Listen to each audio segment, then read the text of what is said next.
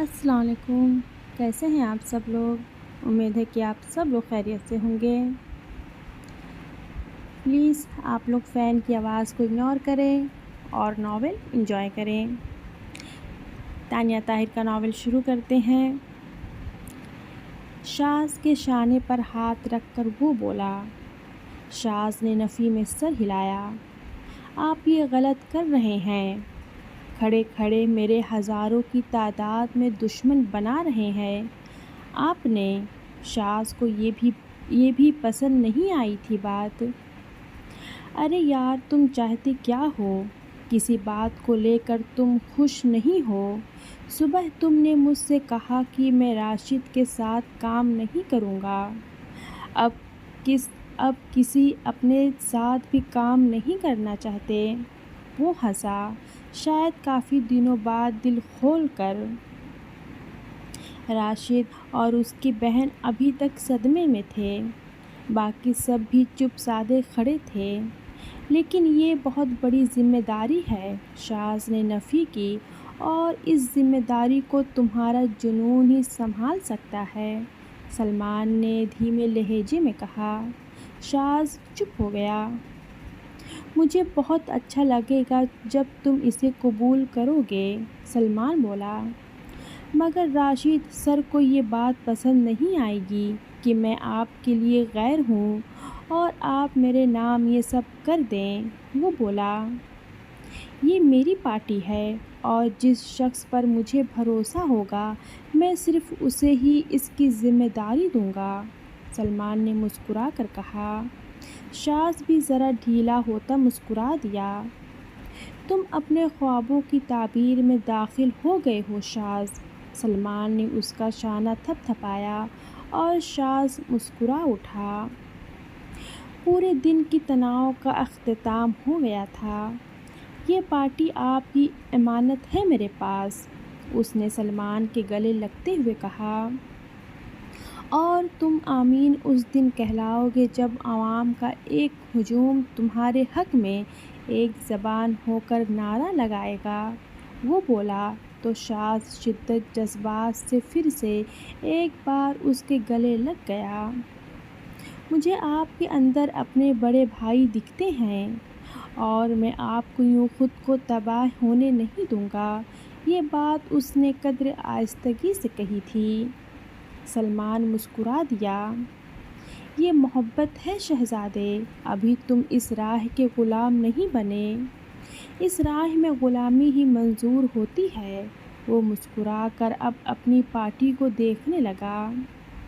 مجھے یقین ہے میرے فیصلے پر کوئی اختلاف نہیں کرے گا، سلمان نے سب کو دیکھا۔ میں کروں گا، راشد بھننا کر آگے آیا۔ آپ یہ فیصلہ کیسے کر سکتے ہیں؟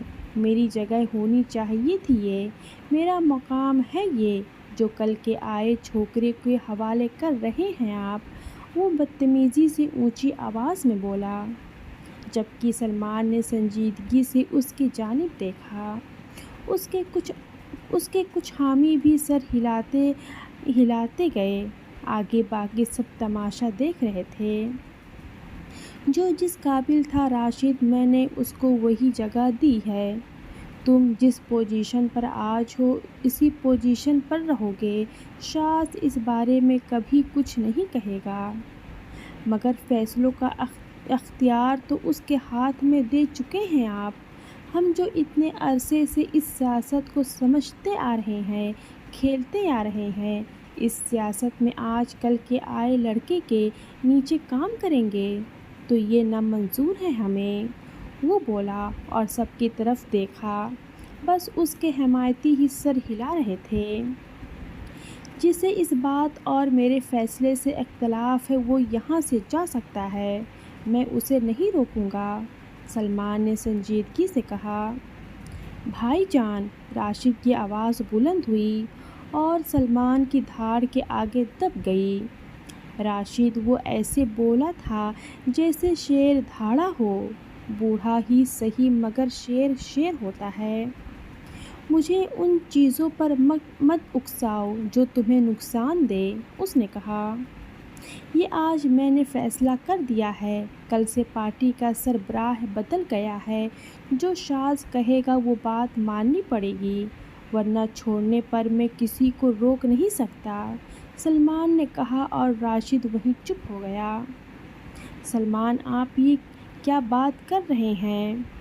بھائی بہت ایکسپیرئنس ہے، ہم نے کبھی آپ کو ایسے معاملات میں بولنے کی اجازت نہیں دی۔ وہ اپنی بیوی کو دیکھنے لگا۔ وکیل صاحب، یہ پیپرز شاذ سے سائن کروائیں، سلمان نے کہا، اور جیسے تھک کر وہ چیئر پر بیٹھ گیا۔ آپ ٹھیک ہیں؟ شاذ فوراً متوجہ ہوا۔ فی الحال جو وکیل صاحب کام کرا رہے ہیں اس پر توجہ دو، اس نے کہا، اور شاذ سے وکیل نے سارے سگنیچر کرائے۔ بہت سارے لوگ اس فیصلے پر اب خوش دکھائی دینے لگے۔ سلمان کی سانسیں اکھڑنے لگی تھی، مگر وہ کسی پر ہی واضح کیے بنا بیٹھا رہا، یہاں تک کہ شاذ کے نام یہ بنگلہ بھی کر دیا گیا تھا، اور جیسے ہی پارٹی کا وہ لیڈر بنتا اس کے پاس سب کچھ سلمان کا ٹرانسفر ہو جاتا۔ یہ سب ان پیپرز پر درج تھا۔ سلمان راشد اور اپنی بیوی کو 1 روپے بھی دینا نہیں چاہتا تھا، 1 روپے بھی نہیں، تبھی ایک اجنبی کے حوالے سب کر رہا، اور وہ اجنبی سلمان کے ان فیصلوں پر دنگ تھا۔ جیسے جیسے وہ سائن کر رہا تھا ویسے ویسے اس کے نام سب اتر رہا تھا، اور آخری پیپر سائن ہوئے تو شاذ نے سلمان کی جانب دیکھا۔ وہ ایک آخری نظر دیکھ کر مسکرایا تھا۔ یہ آپ نے؟ جیسے ہی شاذ بولا، سلمان کا سر ایک طرف لڑک گیا۔ شاذ کے دل و دماغ پر یہ دوسرا دھچکا لگا تھا۔ سر، وہ ایک دم چلایا تو سب سلمان کی جانب متوجہ ہوئے، اور سب کو اندازہ ہو گیا تھا سلمان اس دنیا سے رخصت ہو گیا تھا۔ شاذ نے جلدی سے سلمان کو بازوؤں میں جکڑ لیا، جبکہ وکیل جو سلمان کا وفادار تھا وہ سب سے پہلے سارے کے سارے پیپرز لے کر وہاں سے چلا گیا، کیونکہ سلمان کو ابھی کچھ دیر پہلے مزید پوائزن دی گئی تھی، اور وہ روز اس کی بیوی نے ہی دی تھی، جس کا اثر یہ ہوا کہ اس کا کمزور ہوتا وجود سہ نہ سکا، وفات پا گیا۔ البتہ شاذ بالکل اسی طرح دیوانہ ہو رہا تھا جس طرح وہ اپنے بھائی کے مرنے پر ہوا تھا۔ اسے کسی کی پرواہ نہیں تھی۔ گاڑی میں ڈال کر وہ اسے لے کر ہاسپٹل کی جانب بھاگا، اور جانتا تو وہ بھی تھا کہ سلمان اب نہیں رہا، مگر ماننا نہیں چاہتا تھا۔ اس کے ساتھ ہی جہاں نجیب اور باقی کے کئی لوگ بھی ہاسپٹل کے لیے نکلے تھے، جبکہ راشد اور اس کے چند چمچے رہ گئے، مگر راشد کی اوقات گرتے ہی کسی نے بھی راشد کو گھاس نہ ڈالی، اور وہ خود بھی شاذ کے پیچھے دوڑے۔ پوری پارٹی ایک طرح ہاسپٹل میں آئی تھی، اور ڈاکٹر نے سلمان بٹ کی موت کی خبر دی تو شاذ نے سر تھام لیا۔ بس ابھی چند لمحے پہلے اس کی زندگی فرش سے عرش پر پہنچی تھی۔ یہ اللہ کا کرم تھا اور سلمان بٹ کی مہربانی۔ وہ بہت خوش تھا، اور اب اسے لگ رہا تھا عباس ایک بار پھر سے اس سے جدا ہوا ہو۔ اس کی آنکھیں سرخ ہو گئی، جبکہ پانی آنکھوں سے نکلنے لگا، جیسے اس نے مزید بہنے دینا مناسب نہ سمجھا۔ ڈاکٹر سے موت کی وجہ جانی تو اس نے بتایا ابھی کچھ دیر پہلے اسے اوور ڈوز دی گئی تھی۔ شاذ مٹھیاں کس چکا تھا۔ اسی بیوی کو جان سے مار دینا چاہیے، بلکہ ایسی عورت کو جو وفا نہ کر سکے اپنی محبت سے۔ اس نے سلمان کی تدفین کے انتظامات میں وہ آگے تھا۔ میڈیا جمع ہو گیا۔ یہ بڑی نیوز تھی۔ پھر سلمان نے جو فیصلہ لیا تھا وہاں پر بھی کچھ خاص چینل پر فیصلہ نشر کر چکے تھے، جبکہ اب پورا میڈیا چیخ چیخ کر کہہ رہا تھا اس پارٹی کا سربراہ اب آغا شاز ہے، وہ ایک نوجوان سربراہ ہے۔ سلمان بٹ نے یہ فیصلہ خود کیا ہے۔ ان کی کلپ چلنے لگی تھی۔ سلمان بٹ کی موت کی خبر جنگل میں آگ کی طرح پھیلی۔ شاز فیصلہ کر چکا تھا، اس عورت اور اس کے بھائی کو جیل پہنچا کر ہی رہے گا۔ ابھی فی الحال وہ چپ رہا۔ سلمان کے جنازے کی اطلاع سب میں پھیل چکی تھی اور ساری ذمہ داریاں خود شاز نے اٹھائی ہوئی تھی۔ راشد شاید مصلحتاً ابھی خاموش تھا۔ عادل نے ٹی وی بند کر کے ریموٹ ایک طرف پھینک دیا۔ سب چپ تھے، سب نے یہ خبر سنی تھی۔ کمینے کا خواب تو پورا ہو گیا ہم لوگوں سے اوپر جانے کا۔ اور دیکھیں ڈیڈ، لوگوں کی قسمتیں یوں کھلتی ہیں اور ہماری بہن کی خوش بختی سے منحوس انسان کی زندگی سنور گئی۔ وہ اپنے اندر کی آگ نکالنے لگا۔ اس نے محنت کی تھی تو مقام بنایا تھا، اشار نے کہا۔ رہنے دیں بھیا، 2 دن بھی نہیں چلا پائے گا اور سب تباہ کر دے گا، باسم غصے سے بولا۔ خیر اب ایسا تو نہیں ہوگا، میں جانتا ہوں اس لڑکے میں الگ ہی جنون ہے، مگر عجیب نیچر حرکت کی تھی اس نے، ارسلان بھی بولا، جبکہ وہ چاروں ہی بے چین تھے۔ مارے خوشی کے اس کے باپ کی آنکھوں میں آنسو آ گئے تھے۔ تم نے دیکھا میرے بیٹے نے کر دکھایا، وہ دیکھو وہ ستارے کی طرح چمکنے لگا ہے، کیسے اس پر روشنیوں کی بھرمار ہے، کیسے اس سے بات کرنے کے لیے لوگ تڑپ رہے ہیں۔ میں اپنے اللہ کا اور کس طرح شکر ادا کروں، دیکھو میرے بیٹے کو کیسے بہار لگا دی، ہمارے صبر کا پھل مل گیا۔ وہ شکر کے سجدے میں گرے پڑے رونے لگے تھے۔ یہی حال اس کی ماں کا بھی تھا۔ بیٹے کی ترقی پر خوشی کے آنسو بہہ نکلے، وہ بے حد خوش تھیں، جبکہ ثنا ایک طرف کھڑی تھی، یعنی اب یہ سب ورشا کا ہو جائے گا۔ اس نے دانت پیسے۔ نہیں ورشا، تمہیں ہر طرح سے جیتنے نہیں دوں گی، میں تم ہی کیوں جیتو گی، پیدا بھی سونے کا چمچ لے کر ہوئی، اور اب شاز کی زندگی میں داخل ہوتے ہی اس کے دن پھر گئے۔ اچانک ایک غریب سا لڑکا ارب پتی بن گیا اور وہ ورشا کا شوہر ہے۔ غصے سے اس نے سلف پر مکہ مارا تھا۔ کیسے برداشت کرے وہ یہ سب؟ اچھا ہے ورشا یہاں آئے اور ان لوگوں کے بدلے پورے ہو اور جلدی وہ آزاد ہو جائے۔ اب تو یہ گھر کیا، ایسے 100 گھر بھی شاز اس کے منہ پر مار کر اس سے جان چھڑوا سکتا تھا۔ یہ سب ثنا کا ہے، ورشا کا نہیں۔ وہ ان سب چیزوں کی مالک نہیں ہو سکتی، وہ اسے بننے ہی نہیں دے گی، اس نے سوچا اور تلخی سے مسکرا دی۔ ورشا سے حسد میں اضافی ہو گیا اور دکھ رہا تھا کہ شاز کی زندگی میں ورشا کے قدم کیسے تھے، مگر ماننے کے لیے کوئی تیار نہیں تھا۔ سلمان کی تدفین ہو چکی تھی، سب شاز کو مبارکباد دے رہے تھے، سب اس کو دیکھ کر کافی خوش بھی تھے، مگر راشد کی طب ہی الگ تھی اور یہی اس کی بیوی کی بھی تھی۔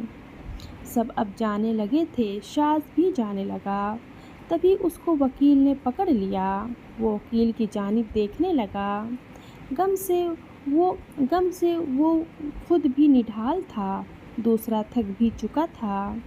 سر آپ میرے ساتھ آئیں، وہ شاز کو اپنے ساتھ لے گیا۔ شاز نے پہلے اس سے اپنا ہاتھ چھڑوایا اور اس کی جانب دیکھنے لگا۔ یہ پیپرز اپنے پاس رکھ لیں سر، راشد کے بارے میں آپ ابھی ٹھیک سے نہیں جانتے، وہ ایک بہت سمجھدار آدمی کو صرف اس عہدے کی وجہ سے مار سکتا ہے، تو آپ تو کیا چیز ہیں، وہ کچھ بھی کر سکتا ہے۔ یہ ساری سلمان سر کی پراپرٹی کے اوریجنل ڈاکومنٹس ہیں اور قانونی یہ سب اب آپ کے نام ہے۔ سلمان سر نے یہ گاڑی بھی اپنی بیوی اور راشد کے نام نہیں کی۔ کوئی ایک چیز بھی ان میں سے کسی کے نام نہیں ہے، سب آپ کے نام کر دیا ہے۔ میں یہ ذمہ داری نہیں سنبھال سکتا کہ وہ زبردستی مجھ سے یہ ڈاکومنٹس لے کر سب بدل دے۔ اور سلمان سر کی روح تڑپے۔ آپ یہ اپنے ساتھ لے لیں۔ اس نے وہ سارے پیپرز کی فائلز اس کے ہاتھ پر رکھ دی، جبکہ شاذ اس فائلز کو دیکھنے لگا۔ اس وقت وہ بے حد تھکا ہوا تھا۔ سلمان نے اس پر بہت بڑی ذمہ داری ڈال دی تھی۔ اس نے سر ہلایا اور وہاں سے وہ جانے لگا۔ آپ اپنا خیال رکھیے گا۔ جو بھی آپ کا دوست بنے گا وہ ہی آپ کا دشمن ہے، وہ بولا تو شاذ بس اسے دیکھتا رہ گیا اور پھر وہاں سے نکل گیا، جبکہ وہ وکیل بھی جلدی سے بھاگ گیا، کیونکہ راشد اگر اسے روک لیتا تو جان سے مار دیتا۔ راشد پریشانی سے ادھر سے ادھر ٹہل رہا تھا۔ کہاں ہے وکیل؟ وہ چلایا۔ اس کے ساتھ بہن بھی تھی۔ وہ جا چکا ہے، شاذ بھی جا چکا ہے۔ وہ سلمان کو گالیاں بکنے لگا۔ میں نے کہا تھا پہلے سب اپنے نام کروا لوں، مگر آپ نے کہا نہیں، طریقے سے سب کچھ لیں گے۔ اب لے لیں طریقہ، یہ شاذ ہمیں یہاں سے نکال کر پھینکے گا۔ وہ لڑکی خفا لگی۔ نورین تم پریشان مت ہو، اگر یہ طریقہ کام نہیں آیا تو دوسرا ہی صحیح۔ راشد کچھ سوچنے لگا۔ کوئی اور طریقہ؟ اتنے عرصے بعد وہ مرا ہے اور اب کوئی اور طریقہ؟ وہ بھڑکی۔ شاذ کو بھی بالکل اسی طرح ٹریٹ کرو جس طرح سلمان کو کیا۔ آپ کا دماغ خراب ہو چکا ہے بھیا، شاذ ہمارے بارے میں سب جانتا ہے۔ وہ جانتا ہے سلمان کو ہم نے مارا ہے۔ وہ غصے سے چلائی۔ اگر یہ کام آپ مجھے کرنے دیتے تو آہستہ آہستہ میں سب اپنے اور آپ کے نام کروا لیتی۔ مجھے نہیں لگتا سلمان نے ہمارے نام ایک پھوٹی کوڑی بھی کی ہوگی، اور اگر ایسا ہوا تو میں آئندہ آپ کی کوئی بات نہیں مانوں گی، یہاں تک کہ آپ کو اپنے راستے جانا ہوگا، اور نہ میں آپ کو اپنے ساتھ نہیں رکھوں گی۔ وہ چلائی۔ راشد چپ چاپ کھڑا رہ گیا۔ تو کوئی پلان نہیں ہے؟ تو ٹھیک ہے، شاذ جان سے مرے گا، اس نے فیصلہ کر لیا۔ چپ ہو جائیں بھائی، اب مجھے سب خود سنبھالنے دیں اور جائیں آپ یہاں سے، پیسہ آپ کو ملتے رہیں گے۔ نوئین نے کہا تو راشد اسے حیرانگی سے دیکھنے لگا، اور نوئین پھر سے سب سمجھانے لگی۔ دوسری طرف شاذ گھر پہنچا تو گھر میں ایک ہنگامہ تھا۔ سب اس کے لیے کھڑے تھے، حالانکہ وہ آدھی رات کو پھر رہا تھا۔ گھڑی میں وقت دیکھا تو 2:30 بج رہے تھے۔ گہرا سانس بھر کر وہ اندر آیا۔ اس کے باپ نے اس کے گلے میں ہاتھ ڈالا اور باقی سب نے بھی۔ اس کے ہاتھ میں فائل پکڑی ہوئی تھی۔ اس کے لیے شاندار کھانا بنائے گئے تھے۔ اس نے تھوڑا بہت کھانا چکھا۔ وہ کسی سے کچھ نہیں بولا تھا، اور وہاں سے ایکسکیوز کر کے وہ تھکاوٹ سے چور بدن کو لے کر کمرے میں آ گیا، اور فائلز کو لاک اپ میں رکھ کر وہ بیڈ پر گرا۔ لیٹے ہی لیٹے اس نے شرٹ کے بٹن کھولے اور بند آنکھوں سے شرٹ اتار کر دور اچھال دی، اور وہ ویسے ہی سو گیا، 2 راتوں سے جو جگ رہا تھا۔ اگلی صبح کافی دیر بعد اپنی مرضی سے وہ اٹھا تھا۔ وہ نیچے آیا تو رف ٹراؤزر شرٹ میں تھا۔ مسکراتی ہوئی تیار شیار شنا اس کے سامنے تھی۔ شاذ نے ناگواری سے اس کو دیکھا۔ کیا مسئلہ ہے؟ وہ تیوری چڑھائے پوچھنے لگا۔ کوئی مسئلہ نہیں ہے، تمہارے لیے ناشتہ میں نے بنایا ہے، تو آ جاؤ، وہ مسکرا کر بولی۔ اور شاذ کو اندازہ ہوا کہ رات کے مہمان تو اب تک ان کے گھر میں تھے، وہ چڑ سا گیا۔ وہ جہاں بھی بیٹھے تھے اور بابا بھی وہ ان کے پاس آ کر بیٹھ گیا۔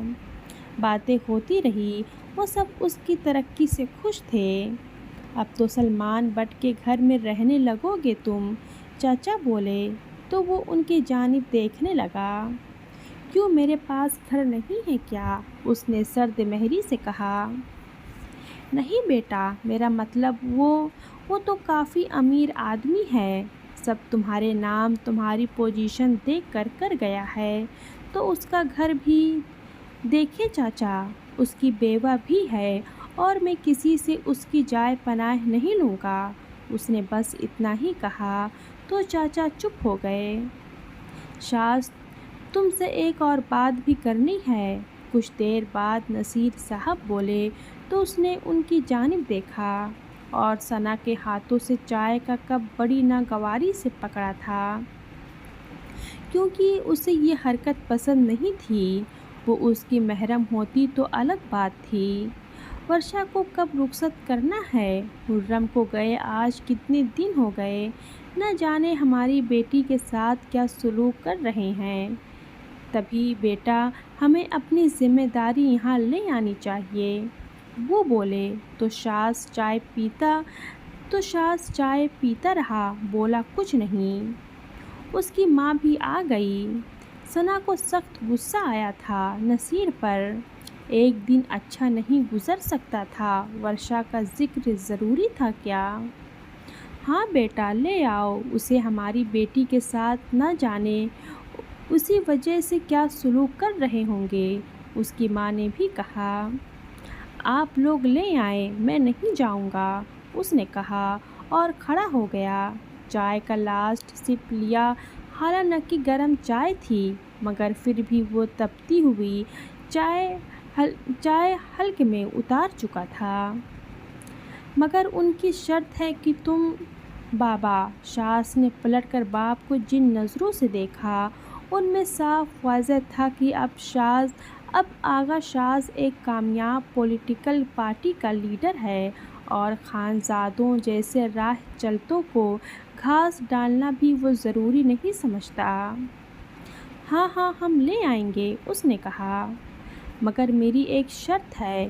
اس کے چہرے پر ایک طنز مسکراہٹ ابھری، جیسے آنکھوں میں ایک عکس اتر گیا ہو۔ سب اس کے جانب دیکھ رہے تھے۔ خیر، جس دن وہاں جائیے گا اس دن بتا دوں گا، وہ جانے لگا۔ شاز اس کی ماں کی پکار پر رکنا پڑا۔ میں اس ناپاک لڑکی کے وجود سے اپنی نسل چلنے نہیں دوں گی، یہ تم سوچنا بھی مت۔ یہ حقوق میں نے ثنا کو دیا ہے، بس۔ وہ کھلے عام بولی تھی، جبکہ شاز کا چہرہ سرخ ہو گیا۔ میرا اس لڑکی سے کوئی واسطہ نہیں ہے، تو مجھ سے ایسی باتیں کرنے کی ضرورت نہیں ہے ماں۔ میں اپنی زندگی میں کافی مصروف ہوں، میری زندگی میں فی الحال ان چیزوں کی ضرورت نہیں ہے، سپاٹ انداز میں کہہ کر وہ روم میں چلا گیا، جبکہ ثنا مسکرا دی تھی۔ اللہ حافظ۔